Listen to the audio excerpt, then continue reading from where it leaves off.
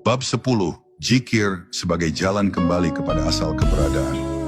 Pada puncak perjalanan seorang salik, zikir tidak lagi sekadar lantunan atau kewajiban ruhani, tetapi menjadi pintu kembali kepada asal keberadaannya. Ia mulai merasakan bahwa sebelum ia memiliki nama, sebelum tubuhnya diberi rupa, sebelum dunia mengenalnya sebagai manusia, ia telah lebih dulu hidup dalam kedekatan bersama Tuhannya. Maka zikir bukan sesuatu yang baru, melainkan sesuatu yang mengembalikan dirinya kepada keadaan sebelum terpisah. Keadaan ruh yang tenang di pangkuan ilahi.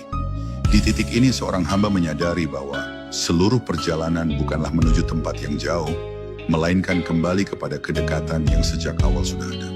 Ketika zikir mencapai derajat ini, seorang hamba tidak lagi mencari rasa, tidak mengejar keajaiban, tidak memburu pengalaman batin, sebab ia telah mendapati bahwa yang dicari bukanlah pengalaman, melainkan dia yang menjadi sumber segala pengalaman. Maka seluruh zikirnya tidak lagi meminta, tidak lagi menuntut, hanya tinggal tunduk, pasrah, dan larut dalam kehadiran Allah yang dirasakan demikian dekat.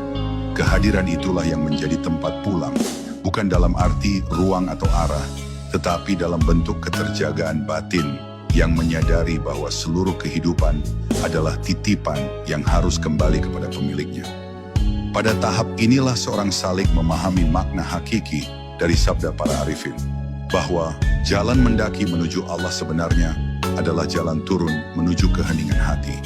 Sebab semakin dekat ia kepada Allah, semakin rendah ia terhadap dirinya sendiri, semakin hening kesadarannya dari segala keakuan. Ia tidak lagi memandang kesucian sebagai sesuatu yang harus dipamerkan, melainkan sebagai rahasia yang dijaga diam-diam antara seorang hamba dan Rabb-nya.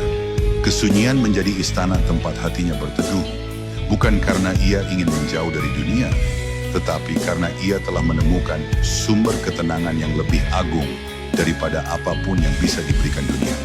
Pada puncak penyaksian rohani, zikir menjadi keadaan bukan lagi ucapan. Inilah derajat di mana seorang hamba tidak lagi menyebut Allah dengan lidahnya, karena seluruh keberadaannya telah menjadi sebutan itu sendiri.